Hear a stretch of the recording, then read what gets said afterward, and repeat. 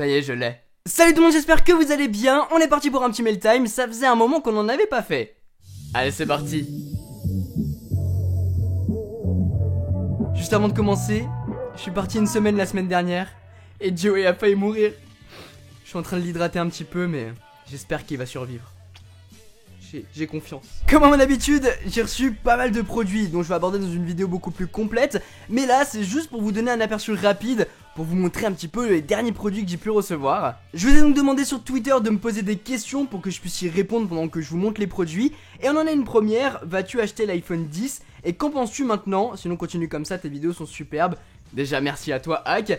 Alors, oui, je vais l'acheter l'iPhone 10 pour le test, peut-être que ça deviendra mon smartphone personnel plus tard. Je vous en dirai plus lorsque je l'aurai entre les mains, et puis les précommandes sont à partir de vendredi, n'oubliez pas. Et puis ce que j'en pense, j'en pense pas plus que dans les dernières vidéos que j'ai faites dessus. En fait, j'ai pas le smartphone entre les mains, donc je peux pas en parler plus, on verra ça plus tard. Pour ce qui est du premier produit, c'est le Craft de Logitech, un clavier qui a l'air juste génial. Je prépare une vidéo setup V2 qui va être juste ouf. Regardez ce que j'ai derrière moi. Je vous le dis, hein, ça va être assez ouf. Et du coup j'avais besoin d'un petit clavier et Logitech m'ont envoyé celui-là. Ils sont vraiment adorables et genre il a l'air juste trop cool. Et ce clavier là, je vais vous en parler dans une vidéo beaucoup plus complète, parce qu'il y a pas mal de nouvelles fonctionnalités super cool. Et puis c'est un clavier très quali. Voilà, le Craft, je vous le mets en description pour que vous puissiez aller jeter un coup d'œil. Que penses-tu du Huawei Mate 10? Vas-tu le tester? Eh bah écoute, j'ai pas pu aller à l'event pour pouvoir découvrir ce smartphone, mais il a l'air vraiment intéressant de ce que j'ai pu voir. Niveau design, j'aime pas trop, mais pour ce qui est de la photo, j'ai surtout vu ça sur les réseaux sociaux, ça a l'air vraiment assez ouf. J'attends de tester ça par moi-même pour juger de la qualité, donc oui, il y aura sans doute un test dessus. Pareil pour le setup, alors ça c'est un petit cadeau de Logitech, ils m'ont envoyé ça, le MX Sound, c'est une enceinte, en fait, je l'ai pas encore déballé. Elle a l'air vraiment super cool. Donc voilà, j'ai encore le scotch. Je vais pas le déballer dans cette vidéo là, c'était juste pour vous le montrer. Mais petit cadeau assez sympathique quand même. Tu vas dire ouverture de colis STP, on n'est pas en outre-Atlantique, ok? Alors mon petit Cyril, déjà bonjour. Outre-Atlantique, c'est un terme qu'on utilise peu, hein, qu'on se le dise. Et puis pour titrer ce type de concept de vidéo, c'est un petit peu compliqué en français. Dire je réponds à vos questions en déballant des colis en même temps, bah c'est pas très attirant tout ça. Salut Quentin, seras-tu à la Paris Games Week 2017? J'aimerais beaucoup te voir là-bas. Alors, est-ce que je vais y aller? Pour l'instant, je ne sais pas. Si j'y vais, en tout cas, ce sera que un seul jour. Dites-moi dans les commentaires quelle date vous y serez. C'est du 1 au 5. Donnez-moi une date, je verrai la date qui me correspond le mieux. Si j'y vais, en fait, c'est vraiment uniquement pour vous rencontrer. Ça fait 5 ans, je crois, que je vais à la Paris Games Week, quelque chose comme ça. Et moi ça fait des années que j'ai plus cet effet waouh de oh, je vais aller à la Paris Games Week. Non, plus du tout. C'est uniquement pour vous y rencontrer parce qu'au final, je fais rien là-bas. Du coup, si j'y vais, c'est vraiment pour une seule journée. J'irai pas plus longtemps parce que ça m'intéresse pas la Paris Games Week. Les jeux sont déjà tous sortis. C'est juste pour l'ambiance en fait. C'est juste l'ambiance que je trouve super cool. Et puis pouvoir vous rencontrer, c'est juste un plaisir. Ah, ça c'est du gros, c'est le nouveau Bebop de Power de Parrot. Un drone qui a l'air vraiment pas mal. Alors celui-là j'ai un petit peu regardé avant. C'est celui-là. Franchement, j'ai vu des images dessus. Il a l'air franchement correct pour son prix qui est quand même assez élevé. Je vais pas vous le cacher. Mais bon, on va tester ça dans une prochaine vidéo. Et puis il y a un autre concept qui arrive très bientôt. Ça va être cool. Quelle caméra pour commencer recommandes-tu? Alors, pour commencer sur YouTube, j'imagine, je te recommande ce que t'as sous la main. Au début, ça sert à rien d'investir dans du matos pour des vidéos qui vont au final être vues par une centaine de personnes maximum, quelque chose comme ça. Donc, investis pas là-dedans. Utilise ton smartphone dans un premier temps pour filmer, ça dit filme en 1080p minimum. La qualité est juste extra. Là où ça pourrait être intéressant, c'est d'investir dans un petit micro-cravate comme celui-là. C'est un Audio-Technica qui coûte 20 €. Améliore la qualité du son, améliore la qualité d'image au niveau de l'éclairage.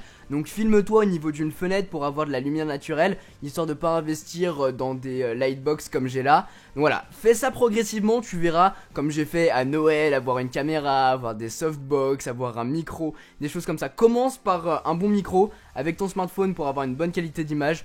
Et tu verras au final, ça va arriver tout seul. Je te laisse le lien du micro-cravate de chez Audio-Technica qui, comme je t'ai dit, coûte une vingtaine d'euros. Je te le mets en description. c'est vraiment correct. Pour un IUT informatique, tu conseilles plus Mac ou Surface, sachant que je n'ai aucun device Apple, mais que macOS m'intéresse pour coder. En vrai, tu peux coder sur n'importe quelle machine, hein, Sublime Text, Notepad++, d'ailleurs même y avoir des applications sur iPad pour pouvoir coder avec. Il te faut juste un éditeur de texte, un navigateur et c'est bon quoi. La question c'est plutôt de savoir, tu préfères quel OS, quel système d'exploitation, et puis ton budget aussi.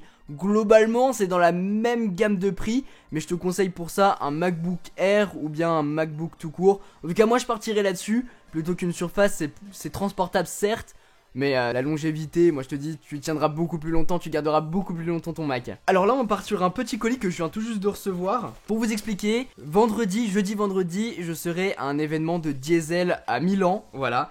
Et là, c'est un petit colis de Diesel du coup, qui m'ont envoyé en avance de l'événement, mais je sais pas si je peux vous le montrer.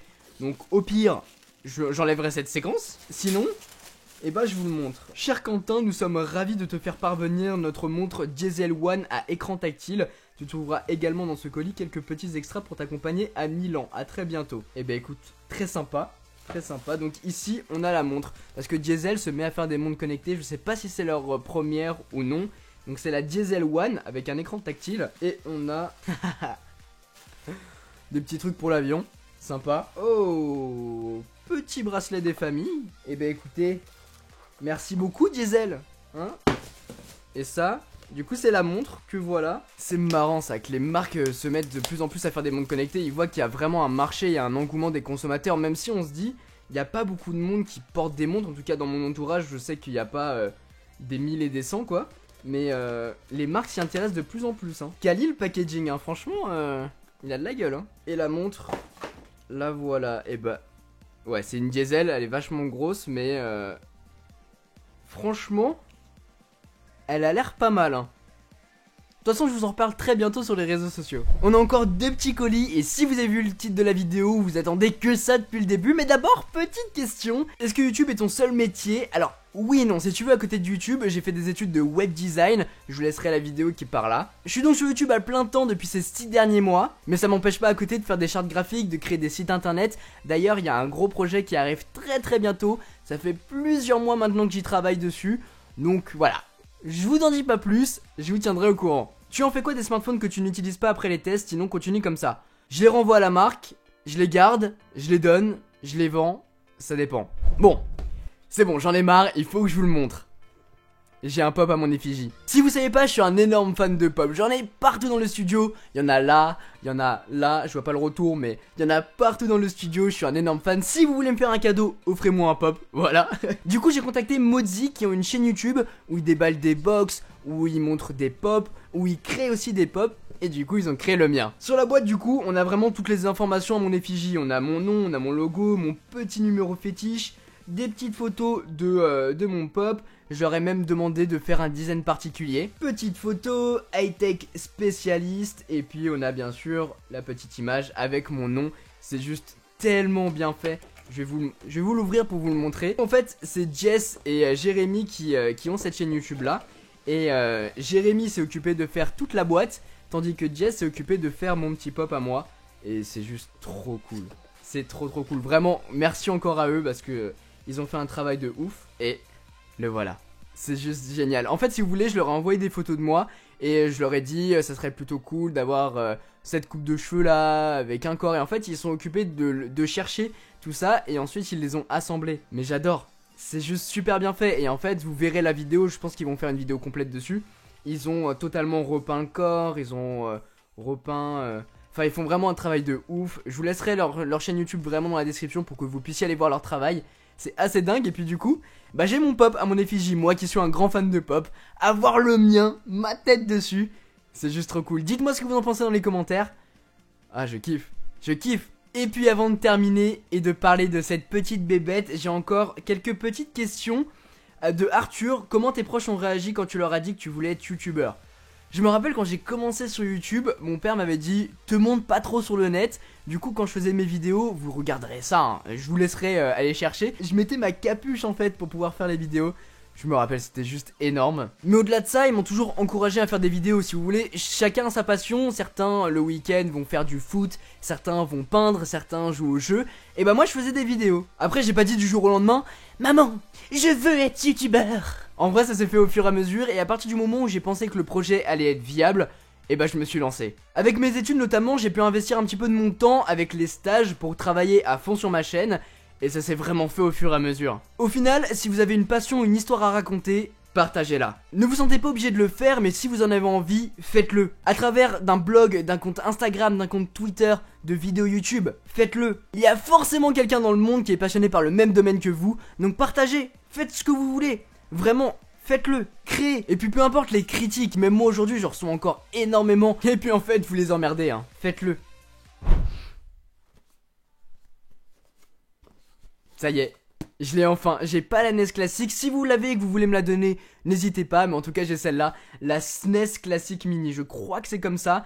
J'adore vraiment ces consoles rétro, ce retour qu'ils font Nintendo, je pense que ça leur apporte un max, mais moi j'adore. Et puis comme d'hab, je suis en retard sur tout le monde, du coup je vous sors ma vidéo dessus maintenant. Oh là là, tellement nostalgique, petite manette. L'avantage de celle-là c'est qu'il y a 2 manettes fournies dedans. Oh, c'est tellement petit.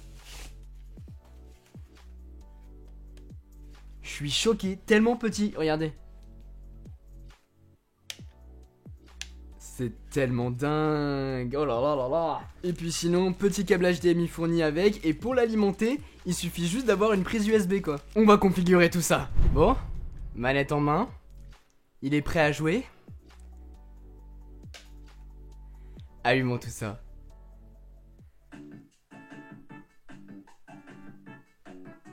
Français.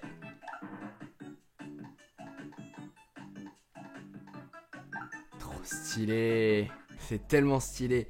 Donc on a la langue et puis là on a tous les jeux quoi. Il y a 21 jeux préinstallés. Voilà, donc on a tout. On a du Megaman, du Kirby, Final Fantasy, F-Zero, Donkey Kong, Zelda. On a Zelda, Punch-Out, ça je connais pas. Super Mario World et Super Mario Kart. Hein? T'es pas prêt à ça, t'es pas prêt de jouer à ça. Et la manette, c'est une vraie manette de Super Nintendo en fait. C'est ça qui est juste trop top quoi. Oh la vache, ça va être très dur. Pourquoi je peux pas avancer? Ah c'est B. Non, mais du coup j'ai tout perdu. Oh mon dieu, je suis tellement nul. On peut pas déraper, Quentin, on peut pas déraper. C'était tellement dur de jouer à ça. Oh là là, je fais honte à l'humanité. Hey, Yoshi il est là hein. Oh non, c'est un mur. Oh non, de la boue. Comment je fais pour lancer? Oui. Je l'ai eu là. Ah, c'est périlleux, c'est périlleux. On est chaud là. 3ème. Oh là là, ça c'est la classe les amis. J'ai pris du retard au début hein. Quand même, on était à 36 secondes hein. Et on a terminé avec 16 secondes. C'est plutôt pas mal moi je vous dis hein. Première fois que je suis premier. Il lâche des champignons celui-là. Non. Accélère. Oh non. Je suis tombé dans le seul trou qu'il y a dans ce circuit quoi. Let's go. Avance. Putain je suis 6ème. Oh là là, c'est périlleux. Je suis meilleur sur Mario Kart 8 quand même. Oh c'était beau ça. Non. Je suis encore tombé dans le trou. Give up, non, trop pas. Je suis bouillant là. 3ème, ça fait 3ème.